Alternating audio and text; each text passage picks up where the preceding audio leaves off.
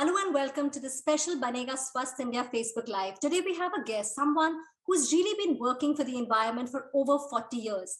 Her dedication towards the cause is a reason we have with us to talk on a very, very critical subject today. Sunita Narayan, ma'am, thank you so much for joining us today. Thank you. Ma'am, something basic, which I would like to ask you when we talk about climate action. I mean, there is no time to waste. We know how critical it is. And with the COP26, a lot of people are talking about it. In brief, for our viewers, can you tell us where we really are, how critical and serious is the issue today? So, when science started talking about climate change, it seems so far away. And science used to talk about the fact that the science is showing that there are emissions that come out of the use of fossil fuel and some other, but largely fossil fuels, which is oil, gas, coal, and that these emissions are about carbon dioxide. And the carbon dioxide is a very long-living gas, which means that once it is emitted, it is in the atmosphere for about 200 years. Now, what scientists were saying is all these gases are accumulating in the atmosphere. And because they are accumulating, think of it, Ambika, like a blanket that you have on Earth, put a blanket. Now, what heat comes in needs to be radiated back. And this blanket is actually stopping the heat from going back. So it's kind of like a the pollution is like a blanket around the planet. Now, this scientists had said will lead to changes in our weather pattern. And actually, and this is why the crisis is so big, that it is no longer just scientists who are saying this. Yeah. We are seeing it. When I am talking to you today, the Chennai airport has been shut down. We have seen such horrific rain in Chennai over the last few days. Now, you can say to me that Chennai always had bad rain, once in 5 years, always. But the fact is that once in 10-year episode is now becoming a once in 5 years, once in 3 year, once in 2-year episode. We are beginning to see every monsoon is about extreme rain events. Yes. Extreme rain means that you get more floods and then you get prolonged periods of drought. Today, Chennai, people of Chennai are in a state where they cry for water for 12 months. Yes. And then when it rains, they cry. And they cry because they get flooded. And at that time, they want the water to be leaving their houses. And the whole thing is, why can't we get this water to flow into the sea? But the fact is, it will only make sure that for the remaining 12 months, because it is 12 months minus a week, they will have a shortage. So climate change is showing up in our lives now, Ambika. It's serious. It's an existential threat because right now temperatures are only 1 degree higher than they were in the pre-industrial time, which is 1870. That's the global average. Now, as temperatures go up, these extremes, these weather extremes are bound to increase further. And I think you explained it really well. We have so many viewer questions. I too have many questions, but that's actually true. We cannot take it lightly anymore. I mean, you've been talking about it for so many years. I've interviewed you so many times, but I think it's time as individuals we start acting. So the first question Arohi Sharma is asking, what are the next steps to control the climate change and other fallouts of climate change that affects many people? So very good question, Arohi. I think that's exactly what COP today is struggling with. And the problem has been that climate change is today an existential threat because it is caused by what gives us wealth, what gives us well-being, what gives us economic growth. And that is why for the past 40 years, in spite of the fact that the world was aware of this crisis of climate change, it is not acted at the scale and pace that is needed. And it is not acted because fossil fuels, which are required for growth, are the ones that are responsible for the emissions. So the answer to climate change really is to get rid of our addiction to fossil fuel. Now, how do we get rid of our addiction? After all, fossil fuel is coal, which may not be used today in the rich parts of the world, but they have moved to gas, and gas is also a fossil fuel, natural gas. Coal gives you the power, the energy that you use in your homes. Then you have oil. Oil is where transport sector, whether it is transport of cars, whether it is transport of buses, whether it is freight, whether it is railways, diesel run railways, or whether it is aircrafts. So everything that we know today is because of the use of power, electricity, which is from the use of fossil fuels. So the way out of this is a transformation of the energy system. Two big things that we need to do. One, move the energy system out of fossil fuel. Options, renewable energy, hydroelectricity, biomass, even to some extent, if nuclear can become safer, easier, nuclear. So you move the energy system out of fossil fuel. Two, you become much more efficient. So you don't use that much energy. You conserve the energy. You use less and less to get more and more. So that's really what the two big ideas are. But we are still doing too little, too late. So just before I take the next question, like you've given us, there are options. Are we really, I mean, again, doing little, are we really thinking about it? In fact, the Prime Minister has laid out India's plan at COP26 in terms of climate action. How realistic are the targets? So I think the Indian plan is a good plan. India has actually put forward a plan which many countries have not, which is a plan, in spite of the fact India has not contributed to the problem, we have put out a plan which is quite robust. We have said we will cut 1 billion tons of CO2 emissions, carbon dioxide emissions, by the end of this decade. We have also said that we will have 50% of our power, electricity, will come from renewable sources. Currently, 10% of our electricity comes from renewable sources. So we are upping the game from 10 to 50. But remember, Ambika, it's not just upping from 10 to 50, it's also a time when electricity consumption in India is going to double between now and 2030. Yes. So you're actually talking about doubling electricity, and within that doubling, and actually 4 times increase in our renewable. No, it's a very, in my view, a very ambitious plan, a bold plan, obviously very difficult to implement. It is costly. We also have the challenge of providing affordable energy to very large numbers of people. You and I can still afford the expensive electricity that we get into our homes, but people in India need access to affordable energy. So no question is going to be tough.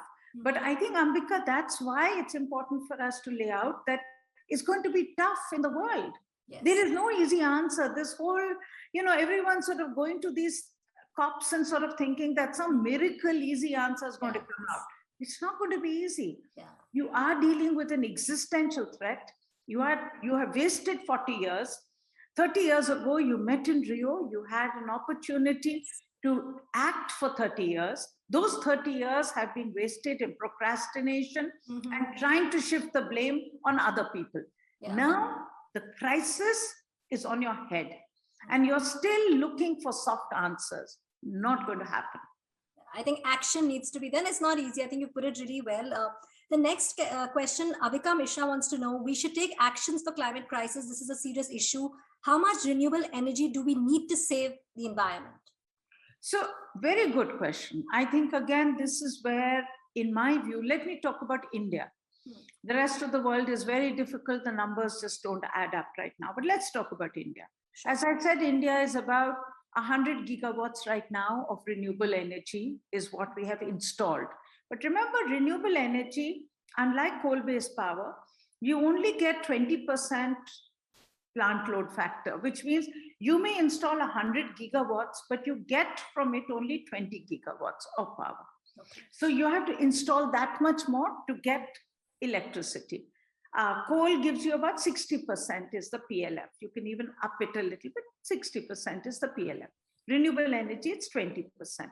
Okay. So India has 100 gigawatts of renewable right now, and we meet about 10% of our demand. Our calculation shows that if you want to meet 50% of the enhanced demand in 2030, you will need to increase that 100 gigawatt to about 700 gigawatts. Now that means that instead of building new coal, you are investing only in new renewable. Okay, so that's the big transformation of the energy system that is needed right now.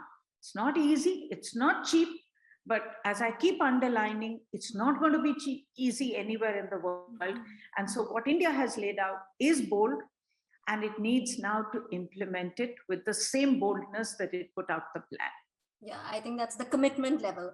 A lot of questions coming in. I don't know how many we'll be able to take. Redu Ji wants to know lessons learned from the summit. What are the other consequences of the climate crisis? So I think the biggest consequence, Renu, is really about the impact on the poorest in the world. Let's keep their face in front of us. I mean, every time there is a cyclone, people like us, we can still lock up our homes and we are insured and we can get some money. Even if we have been hit by disaster, we can get some money back from insurance. And we can at least have an ability to be able to cope with climate change. But think of the poor, think of the people who live on the front lines of this, where they are exposed to rain, they're exposed to hailstorms, they're exposed to extreme weather events, they're exposed to cyclone after cyclone that breaks their back. You know, it's basically talking about the inability then to cope. Then what happens? They migrate. As they migrate, you have larger numbers of people coming into your cities. You have larger numbers of unemployed on your hands. It creates insecurity. It creates more and more frustration. So you're basically making the world both poorer and also more insecure. And I think that's the thing that should worry us, because it's not just about India, it's about the world. I mean, look at immigration as such a hot potato in the world. And with climate change, it's going to get worse. So in fact, Mohammad Asif, there are a lot of questions which are repeated. So I'll take Mohammad Asif wants to know, is India doing enough to tackle, the need to take immediate action? So see, Mohammad, I think there are two levels. One is definitely we have set out a plan today, and I think we need to act on the plan. And there is no doubt, as I keep saying, it's a bold plan, but plans have to be implemented for them to really be plans. And it's going to take something for us to put it together. But, clearly, I'm an environmentalist, for me, the whole challenge of climate change is not about the global problem, but it's also about how it relates to the local pollution. Yes. And how we can build a co-benefit approach. So you are seeing terrible pictures of pollution in Delhi. Now, the big problem with pollution in Delhi is also the use of coal. Now, the pollutants are different. So the pollution which you and I are seeing in Delhi is particulate matter, or NOx or SOx, whereas the pollution which is creating climate change is carbon dioxide. But the source is the same. Yes. It's the use of coal. It's the massive numbers of vehicles that we have on our roads. So if we can find a way in which we can reduce the use of coal, and in Delhi, for instance, we have banned the use of coal. We have stopped our last coal-based power plant. And there is no doubt that pollution levels in Delhi have gone down, even though right now, I know with winter emergency, there are always tough days. But overall, when you look at the data for the year, pollution has come down. And that's because some hard measures have been taken. Now, the same thing has to be done for the entire region. We're in an airshed. You have to ban the use of coal also in Saibabad, in Faridabad, in Ghaziabad. All those areas, we cannot use coal. It's a dirty fuel, bad for air pollution. And coal burning also adds to climate change. So the more we can find such co-benefits, we can move out of driving individual cars to metro, to bus, carpooling. You're reducing the kilometers traveled per car, which reduces carbon dioxide emissions. You also improve local air. And I think that's the agenda going forward, an agenda which is good for us, good for India, improves our environment, and is good for the world as well. Absolutely. I think it's really well put. I just hope we all start doing this. Like carpooling is something so easy. Hiral wants to know, how will climate change affect health and nutrition of people? I mean, that's a different question. Yeah. So it's again, see, climate change, actually, one of the causes of climate change is what you eat. So you have to also think about it from this point of view. That agriculture actually contributes anywhere between 10 to 15% of the greenhouse gas emissions. And that's because agriculture in the world has become so chemicalized, so intensive, and you have huge amount of emissions coming out both from cattle as well as from fields. So to improve climate change, actually another co-benefit would be to move out of industrial agriculture and move more into local self-sustaining agriculture. Good for us because we will eat healthier, we will eat local, we will eat biodiverse food, good for the planet.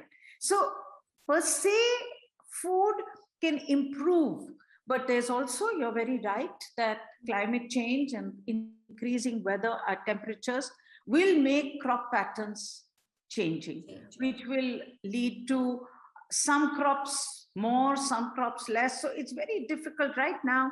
That's not clear what will happen. What we are seeing right now is extreme weather events. So we are seeing farmers losing their crops because it's too hot, too cold, freak hailstorm, something which is unseasonal is happening. Yeah. As far as health is concerned, there is a clear link with dengue.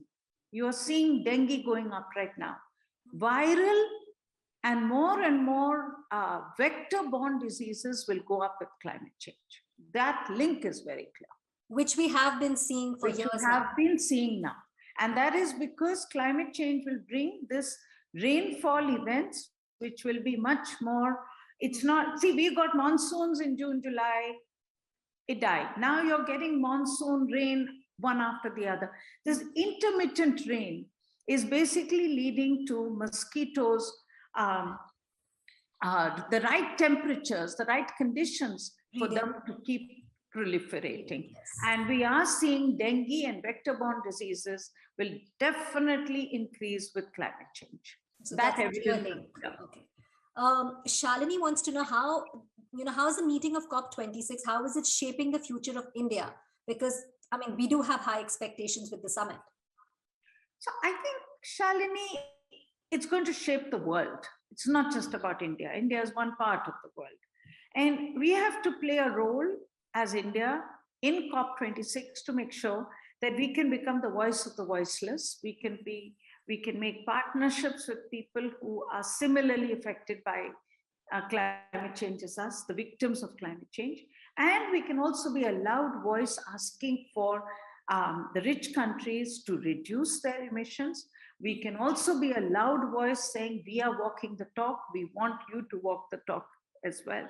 And we can be a loud voice saying, we want our right to development, but we want to develop differently. So I think India can play and is playing, but is a very important part of the global community to play that role and to assert the needs of countries like India, which need development. They also realize that this is development at a time of enormous climate risk. Just a last question we'll take. Barkha wants to know, what is the difference between 1.5 degrees centigrade and 2 degree temperature rise in global warming? What is being discussed at COP26 on this? And we've been reading a lot on this as well. Yeah, no, it's a good question. And I think every one of the questions has been very good. So thank you, Ambika. And thank you, everyone. I think the big issue, the difference between, it's impossible to explain, but let me explain it this way. We have seen only 1.1 degree temperature rise from pre-industrial time. So 1870 to 2020, we have seen on an average global temperatures increasing by 1.1 degrees centigrade. That's the rise. You're already seeing such dramatic events in your world. Okay? Everything from wildfires to droughts, to intensification of cyclones, to high cold, high hot season, to dust storms. You are, I mean, it's the revenge of Mother Nature already. And we are seeing that. I mean, last week we saw floods in Uttarakhand. The week before we saw floods in Kerala. And today we are seeing floods in Chennai. I mean, literally, you don't have a chance to exhale before the next event is hitting you. And that's at 1.1 degree centigrade temperature rise. Okay, 1.5 scientists say is a guardrail. From what they can see, and this is an arbitrary number, but they say at 1.5, the impact will be as not something that we can handle. But they can't say. I mean, nobody can. Even this is getting so fast, and the way it's getting out of hand. But 2 degrees is really where they're saying is going to be just catastrophic. Okay, and there's this whole thing about tipping points where you will see the Arctic melt, you will see permafrost. So there's a lot of science is still figuring out how this is going to move. But the bottom line is that if at 1.1 degree you're seeing so much, 1.5 is going to be much worse, and 2 degrees we're going to be fried. And we cannot wait for those 2 degrees to say, oh, now we know what it's like. That is not something that you want to live in, a 2 degree temperature rise world.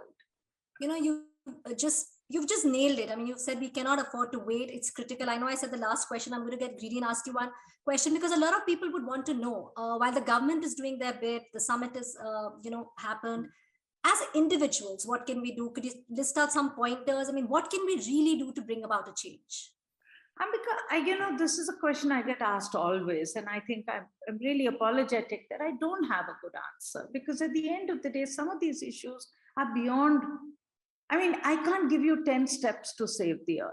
Okay. I don't believe there are 10 steps to save the earth. I think we are that by doing that, I can easily tell you, don't use a plastic bag, switch off the lights, don't use too much water. I don't think, please, this is something which we cannot have these 10 steps to save the earth. But as individuals, we can be very powerful. And we can be powerful in making life choices. And life choices that we can make today, the biggest choice we can make is to make sure that we know what we are dealing with, we are aware, and we can demand that governments make a change. What we can do, we must do. So if we can make sure that we can take a bus, we must take a bus. But my problem is I can't tell people to take a bus, knowing that I'm not the Chief Minister of Delhi who told people not to take their car out. But the fact is, Delhi hasn't bought a single bus in 10 years. There are no buses for people to take. So, I mean, I get angry when I say this, because I get frustrated that, you can't tell me that don't take a car when you haven't even organized it so that I can take a bus. And ultimately, I can't organize that. That governments in our countries have to organize. So I think it's important for us to be pressure points and to demand, because some of these changes have to happen at the scale that we can make lifestyle choices. I think demand, and what you said, we need to know what our rights are, and the political will and commitment is, of course, key here. Thank you so much, ma'am, for joining us today, telling our viewers what's important, what action they can take. But yes, at the end of the day, it is about political commitment and all of us knowing what our right is and doing our little bit. Thank you so much. Thank you, Ambika. Happy to be with you. Thank you.